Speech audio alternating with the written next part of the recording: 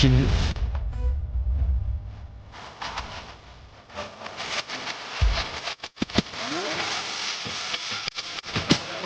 指缝中的光点了梦呓，只有谁觉知天蓝天的风融化了情缘。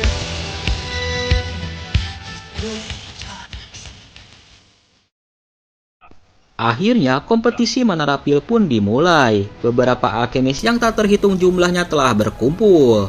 Pada dasarnya sejumlah alkemis mengikuti kompetisi dari menarapil untuk menambah wawasan, juga ingin menjadi salah satu yang terbaik dalam bidang alkemia.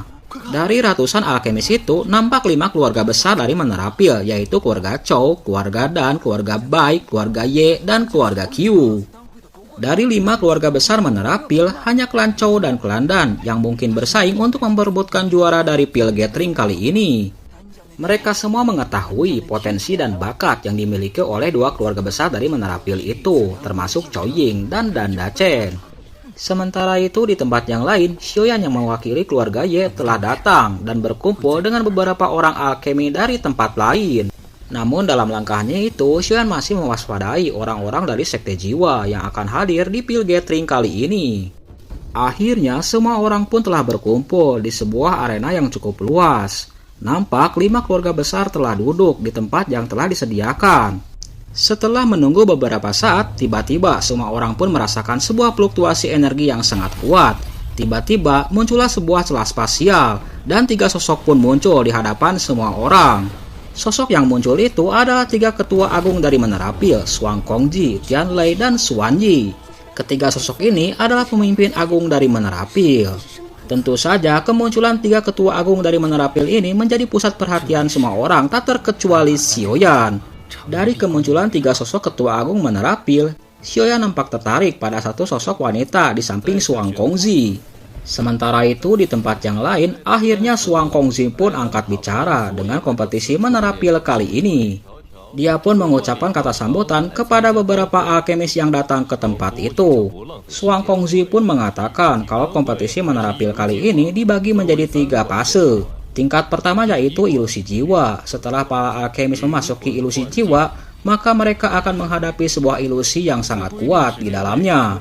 Ia pun mengatakan kalau sebagian kontestan yang berhasil melewati ujian dari ilusi jiwa, maka akan melanjutkan ke tahap selanjutnya. Namun bagi mereka yang tersesat, maka akan didiskualifikasi.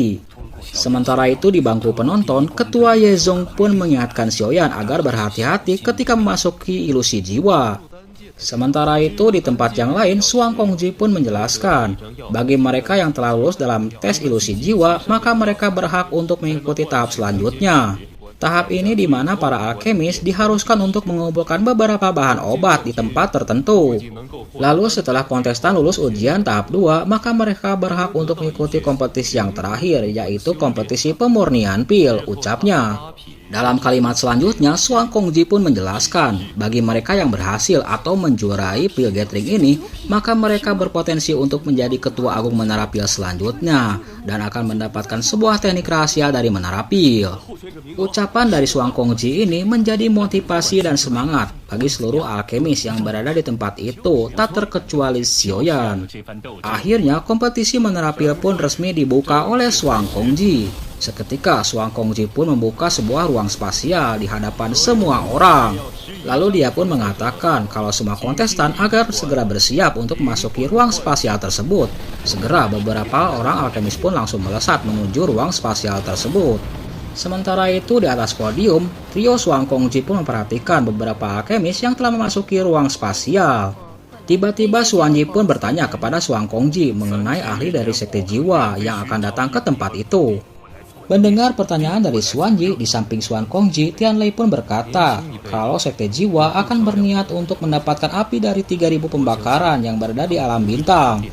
Namun Shuang Kongji menjelaskan kalau niat dari Sekte Jiwa itu tidak mungkin akan berhasil. Dia percaya pada sosok-sosok muda yang ada di hadapan mereka. Lalu Shuang Kongji pun menjelaskan perihal Xiaoyan kepada Tianlei dan Xuanyi.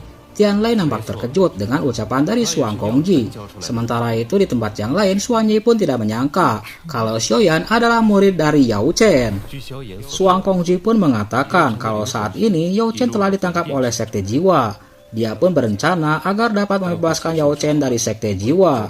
Sementara itu Xuan Yi yang mendengarkan ucapan dari Suang Kongji nampak gugup. Lalu dia pun berkata, siapa yang mengizinkan orang ini pamer pada saat itu? Dia tahu dengan jelas bahwa dia telah diincar oleh Sekte Jiwa. Mendengar gerutuan dari Xuan Yi, Suang Kongji pun berkata, kamu mengatakannya dengan mudah. Siapa yang tidak tahu kalau kamulah yang sangat mengkhawatirkannya? Di samping Suang Kongji, Tianlei pun berkata, Anda telah mengirim banyak orang untuk mengetahui keberadaan dari Yao Chen, dan kami mengetahuinya itu, ucapnya. Mendengar ucapan dari Tianlei, Xuan Yi pun menengus, seolah-olah dia tidak memperdulikan keadaan dari Yao Chen. Lalu dia pun berkata, tunggu hingga ujian selesai, saya ingin lihat Xiaoyan secara langsung. Tidak peduli apapun, dia adalah muridnya. Lalu Xin pun beralih ke tempat Xiaoyan berada. Nampak Xiaoyan sedang memasuki sebuah celah spasial untuk mengikuti ujian pertama, yaitu ilusi jiwa. Untuk sejenak, Xiaoyan pun mengamati beberapa orang yang terjebak dalam ilusi jiwa tersebut. Dia melihat beberapa sosok alkemis yang terjebak dalam ilusi jiwa. Mereka pada umumnya terjebak oleh halusinasi yang diciptakan oleh ilusi jiwa. Seolah-olah mereka mendapatkan apa yang telah mereka inginkan selama ini. Tentu saja kejadian itu membuat Xiaoyan pun menjadi kaget. Dia tidak menyangka kalau ujian ilusi jiwa ini sangat kuat sehingga seorang alkemis dapat terperangkap di dalamnya. Setelah memperhatikan keadaan di sekitarnya, lalu Xiaoyan pun bergegas untuk melangkah memasuki sebuah ruang spasial. Namun tiba-tiba sebuah kabut hitam pun mengelilingi Xiaoyan. Tanpa disadari olehnya, Xiaoyan pun telah masuk dalam jebakan sebuah ilusi. Tiba-tiba dia melihat sosok ayahnya dan gurunya. Xiaoyan pun merasakan sakit kepala yang sangat luar biasa hingga dia tidak bisa berkonsentrasi. Tiba-tiba Xiaoyan pun memasuki alam halusinasi. Selang beberapa saat, Xiaoyan pun telah memasuki sebuah dunia ilusi. Xiaoyan nampak terbaring di sebuah perahu yang berlayar di sebuah danau. Lalu tiba-tiba dia pun tersadar. Untuk sejenak, Xiaoyan pun nampak kaget dengan pemandangan yang ada di hadapannya. Xiaoyan pun mencoba untuk mengingat tempat itu. Lalu tiba-tiba dia pun mengingat akan seseorang. Oh iya, dia mengingat tentang Ratu Medusa. Tempat ini mengingatkan Xiaoyan tentang kecantikan dari Ratu Medusa yang ia telah tinggalkan di Kekaisaran Jiama waktu itu. Entah berapa lama dia telah meninggalkan Kekaisaran Jiama, tentunya Ratu Medusa di sana. Di sela lamunannya, Xiaoyan pun nampak terkejut dengan suara yang sangat akrab. Lalu dia pun menoleh dan melihat sosok Yao Chen yang ada di hadapannya. Dia pun nampak terkejut. Lalu dia pun mendengar suara yang begitu akrab. Dia pun menoleh. Xiaoyan pun nampak terkejut karena dia melihat sosok ayahnya. Lalu dia pun bergegas untuk menghampiri ayahnya. Dia begitu bersemangat ketika melihat sosok ayahnya ada di hadapannya. Lalu di sisi yang lain, Yao Chen pun melemparkan sebuah alat pancing ke arah Xiaoyan. Di sisi yang lain, Xiao Zhan pun berkata kepada Xiaoyan, jika Anda tidak bekerja lebih keras, seluruh keluarga akan kelaparan di malam hari. Sambil menatap wajah anaknya yang kaget, Xiao Zhan pun tertawa. Sementara itu di tempat yang lain, Xiaoyan pun mengarahkan alat pancingnya. Akhirnya Xiao Zhan, Xiaoyan, dan Yao Chen pun asik memancing di danau itu. Setelah beberapa lama menunggu pancingan, ketiganya tidak mendapatkan hasil yang mereka inginkan. Namun di sisi yang lain, Xiaoyan merasakan kalau kail pancingnya akan mendapatkan sesuatu di danau itu. Untuk sejenak, Xiaoyan pun merasa gembira dengan apa yang akan ia dapatkan. Dia pun merasakan kalau ikan yang akan dia dapatkan cukup besar. Saking besarnya ikan tangkapan Xiaoyan, sehingga dia pun tidak dapat menahannya, sehingga guru dan ayahnya membantu Xiaoyan. Mereka berdua pun bekerja sama untuk membantu Xiaoyan untuk mendapatkan hasil tangkapannya. Namun sesuatu hal yang tidak terduga pun muncul di hadapan mereka. Ikan tangkapan Xiaoyan adalah ikan raksasa. Segera ikan raksasa itu pun menghancurkan perahu yang dinaiki oleh Xiaoyan. Xiaoyan pun nampak kaget ketika melihat sosok guru dan ayahnya telah menjauh. Dia pun berusaha untuk menolong keduanya. Di sela kecemasannya, tiba-tiba Xiaoyan pun memasuki dunia ilusi yang sangat kejam. Tanpa diduga, dalam dunia ilusi itu, Xiaoyan melihat sosok ayahnya yang sedang dibantai dan seluruh klan Xiao-nya. Lalu dia pun melihat sosok Sun Er yang telah dibawa oleh Komandan Ling Quan. Tiba-tiba, Xiaoyan pun melihat sosok ayah dan gurunya yang telah ditangkap oleh Sekte Jiwa. Dalam penglihatannya, Xiaoyan melihat kalau ahli dari sekte jiwa sedang menyiksa guru dan ayahnya. Dalam kepanikannya, tiba-tiba Xiaoyan pun dibawa ke dunia ilusi yang lain ketika dia melihat sosok dokter peri kecil yang terluka akibat serangan Tianxi. Lalu Xiaoyan pun melihat beberapa adegan yang ada di hadapannya, termasuk terlukanya Ratu Medusa. Lalu ilusi itu pun mengingatkan Xiaoyan akan masa kecilnya ketika ia dianggap sampah oleh seluruh klannya. Lalu dia pun mengingat sosok ayah dan gurunya yang serta-merta melindungi dirinya dari bahaya. Seluruh kejadian film itu terekam jelas dalam ingatan Xiaoyan. Untuk sejenak Xiaoyan pun merasakan putus asa dengan beberapa kejadian tersebut. Dia pun bergumam, apakah aku benar-benar pantas mati? Di sela ketidakberdayaan dan putus asa Xiaoyan, tiba-tiba dia pun mendengar suara seseorang. Kamu ingin menyelamatkannya, cobalah untuk menjadi kuat, ucap sosok itu. Ternyata yang berkata kepada Xiaoyan itu adalah sosok Ratu Medusa. Lalu tiba-tiba Xiaoyan pun mendengar bisikan suara dari Sun yang menyemangatinya.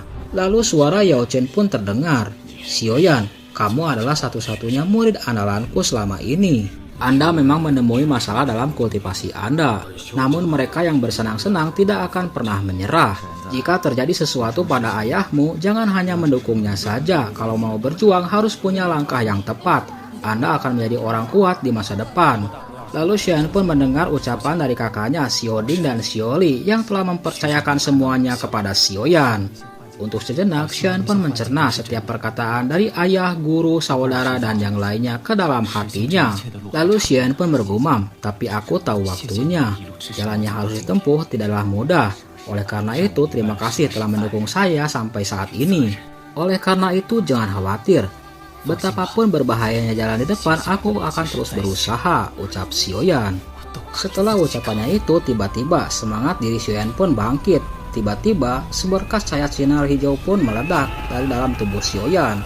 Sinar hijau itu pun langsung menghancurkan kabut ilusi yang menyelubungi tubuh Xiaoyan. Lalu Xiaoyan pun bergegas untuk memasuki ruang spasial. Dengan apa yang dialaminya di alam ilusi, Xiaoyan pun semakin bertekad untuk bekerja keras supaya kuat di masa depan. Selang beberapa saat, akhirnya Xiaoyan pun sampai di sebuah pegunungan. Setelah sampai di pegunungan Realempil, Xiaoyan pun nampak lega. Lalu dia pun mengamati keadaan di sekitarnya. Xiaoyan pun berkata, apakah ini satu wilayah? Tiba-tiba Xiaoyan pun mendengar suara misterius. Suara misterius itu mengatakan kalau seseorang telah lulus dalam ujian tes pertama, maka selanjutnya adalah tes kedua. Dalam ujian tahap 2 ini, seluruh kontestan diwajibkan untuk mengumpulkan beberapa bahan obat di pegunungan itu. Namun pada umumnya, pada ujian tahap 2 ini, seluruh kontestan akan bersaing, bahkan hidup dan mati akan ditentukan di tempat itu. Setelah menelaah perkataan dari suara misterius itu, lalu Xiaoyan pun bergegas untuk mengumpulkan beberapa bahan obat di pegunungan. Dengan kekuatannya, dia pun terbang dan mencari beberapa bahan obat yang berada di sekitaran pegunungan itu. Di sela pencariannya itu, tiba-tiba Xiaoyan pun melihat salah satu bahan obat, lalu dia pun mengambil bahan obat itu dan memasukkannya ke dalam cincin penyimpanannya. Setelah mengamati bahan obat itu, dia pun mengingat apa yang dikatakan oleh gurunya tentang khasiat dari bahan obat tersebut.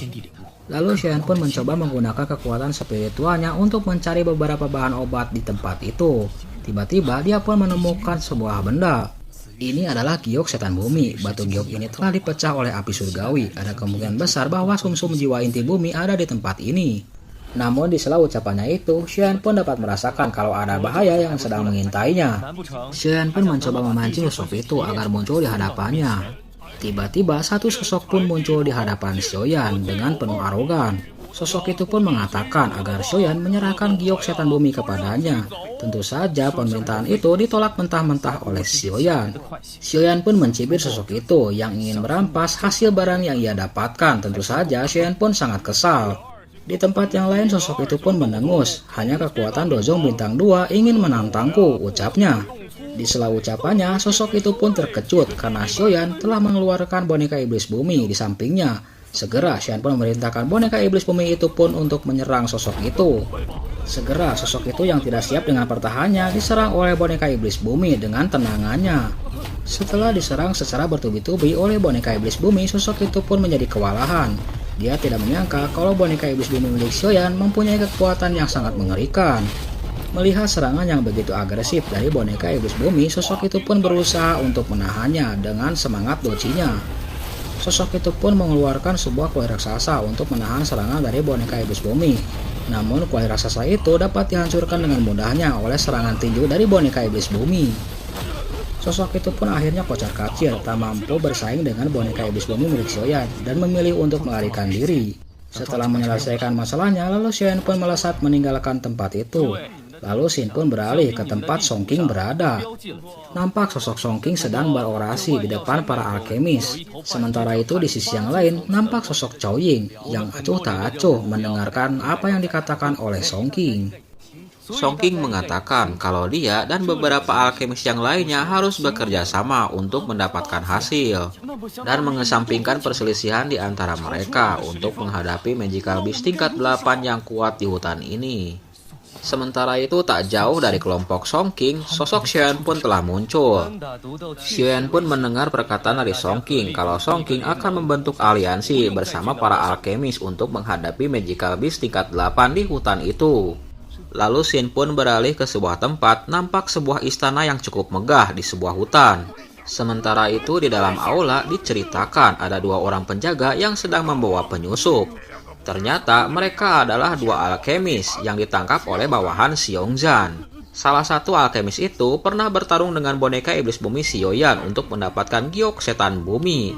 Namun akhirnya dia pun ditangkap oleh bawahan dari Xiongzhan. Xiongzhan sangat marah kepada 2 alkemis itu karena mereka telah berani mencuri beberapa bahan obat langka di hutan.